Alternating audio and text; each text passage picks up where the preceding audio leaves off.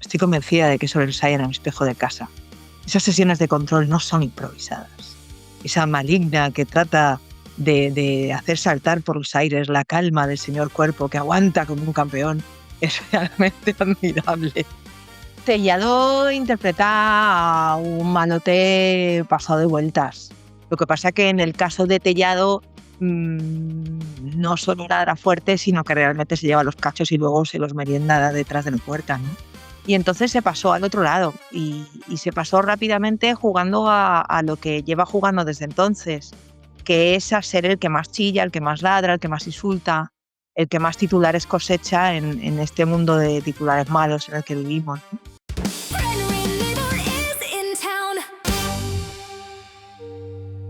Tú tienes formación como actriz y supongo que sabes hacer un diagnóstico cada vez que ves a un político en el Congreso o fuera del Congreso actuando. ¿Son buenos actores? ¿Son malos actores?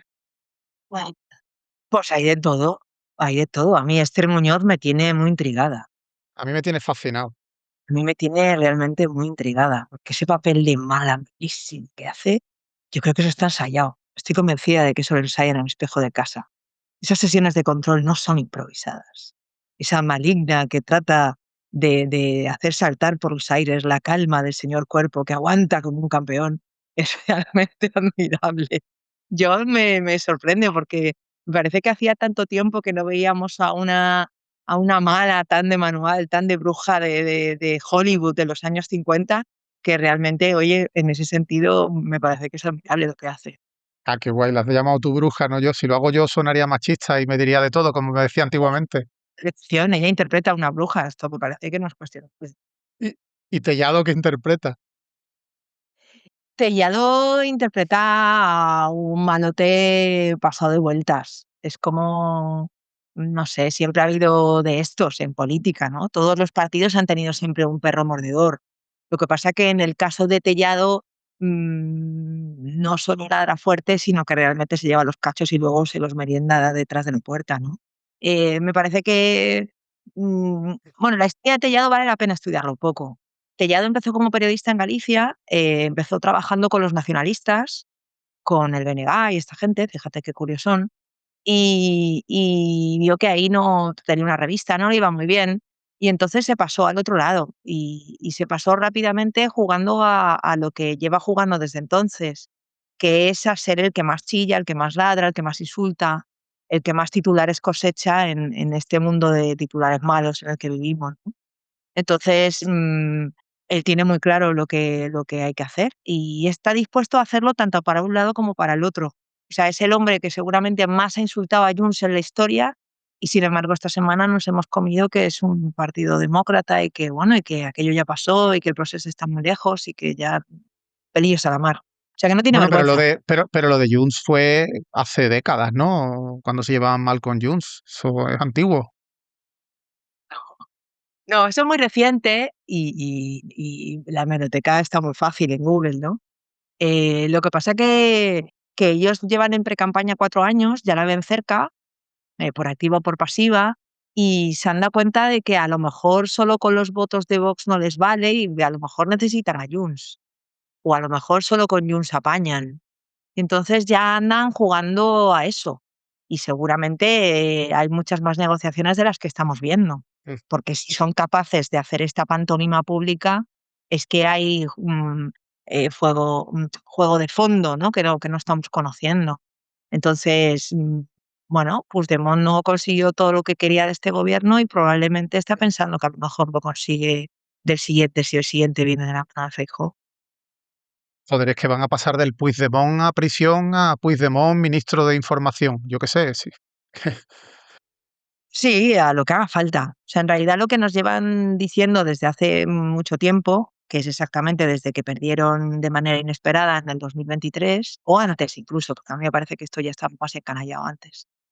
Eh, en realidad, como no supieron perder en el 18 y no han sabido ir acumulando la sarta de males que les han acompañado, incluida la caída de Casado, a raíz de denunciar a la señora Ayuso, y todo lo que eso ha supuesto para las filas del Partido Popular, en las que hay gente buena, mala, regular y de todos los tipos, y parece ser que están al mando los menos pálidos y los más retorcidos. Entonces, en esas dinámicas en las que andan desde el principio, ahora creen que están en la recta final, lo ven muy cerca y están jugando todas las bazas para que no se les escape la presa, ¿no? Porque lo que les da miedo es que se les escape la presa, no tienen todas consigo. A mí me llama la atención que siendo este gobierno en teoría tan malísimo y habiéndolo hecho tan mal y siendo todo tan horrible, tan corrupto y tan putrefacto, no tienen la seguridad de que sean ellos los siguientes. No sé si es que creen que el pueblo español es gilipollas o si es que en realidad, claro, están asustados de la sarta de mentiras que juntan y han dejado de creer que puedan funcionar. Bueno, en fin, de todas formas, para la que están liando, tienen unos aliados que son claves, sobre todo para hacer ruido, para que se hable de otras cosas distintas, pues no sé, al juicio de la Kitchen, la Gürtel, etcétera, que son esos amigos de los pseudomedios que se dedican, entre otras cosas, a montar el pollo en el Congreso a políticos a los que insultan y les dicen barbaridades simulando que eso es periodismo, ¿no? Y a mí me llama la atención y me asquea, evidentemente, como periodista, que estos tipos, como Vito Quiles, Bertrán Endongo, intenten vendernos la moto junto a los propios del PP de que esto es lo mismo que se hacía pues en el Caiga quien caiga o en programas como Noche H, en el que tú trabajabas en su momento eso, enchufándole el micro a un político después de perseguirlo. Hay que explicar a mucha gente cuáles son las diferencias. A mí me da pena tenerlo que explicar, pero realmente hay que hacerlo y diferenciar lo que es el periodismo espectáculo, el periodismo con sátira, con ironía, con humor, de esta, no sé cómo calificar, de esta mierda que hace esta gente. Sí, a mí me ha dolido mucho, la verdad, estos últimos tiempos. Ahora, afortunadamente, como están fuera del Congreso, tenemos un tiempo de descanso, ¿no? Un tiempo, porque van a volver.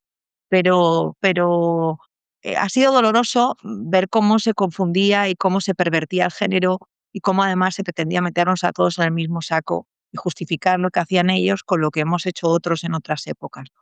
Em, una cosa, para mí la línea delgada que había entre que lo que yo hiciera estuviera bien o no estuviera bien, pasaba porque nunca le faltaras el respeto a la persona a la que pretendías entrevistar.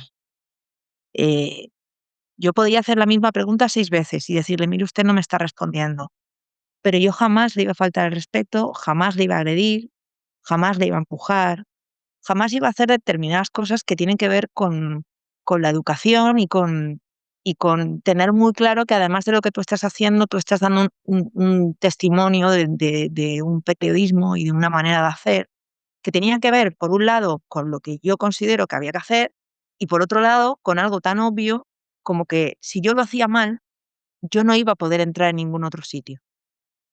O sea, además de que yo quisiera hacerlo bien o no, esa era la llave para que a mí me permitieran seguir haciendo lo que estaba haciendo, que además hacía con muchas dificultades. Yo quiero recordar que el periodismo gamberro, si queréis llamarlo así, que hacíamos en Noche H o que se hacía en Caiga quien caiga, en el Congreso de los Diputados se hacía desde la acera de enfrente.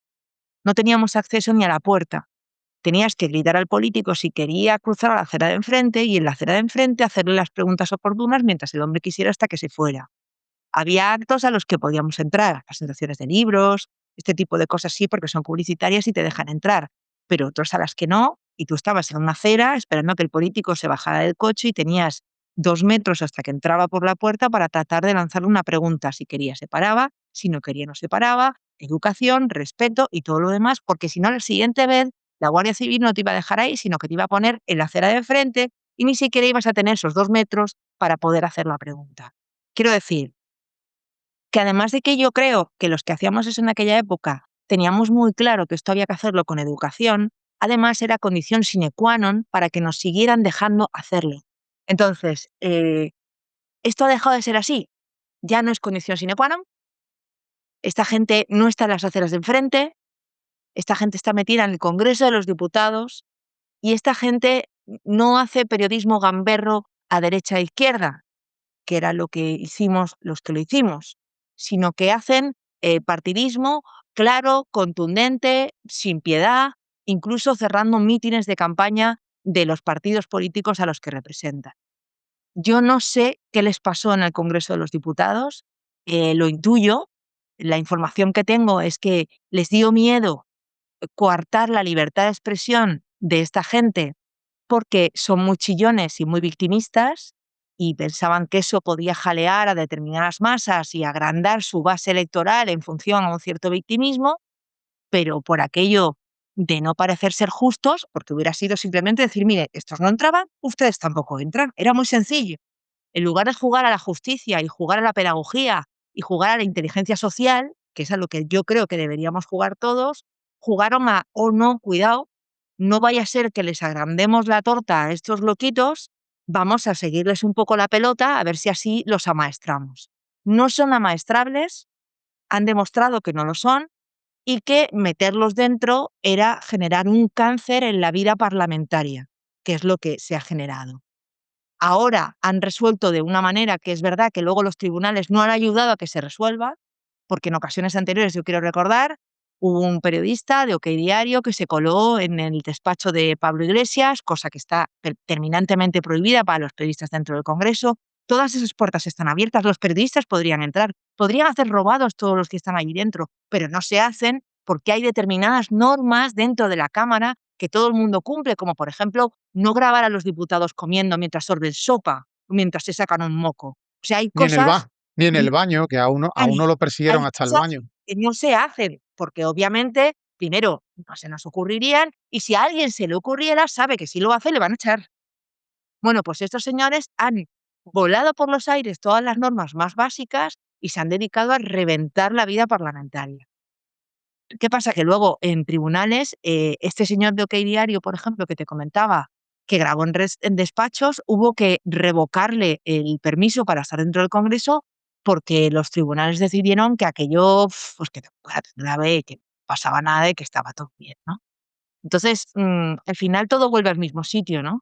Por un lado, hay una cobardía, yo creo, a la hora de hacer frente directamente a la ultraderecha en el sentido del miedo al electorado ultra, y por otro lado, hay una cobardía en tribunales en fin, para usar las normas básicas que hemos compartido todos hasta que llegó la ultraderecha.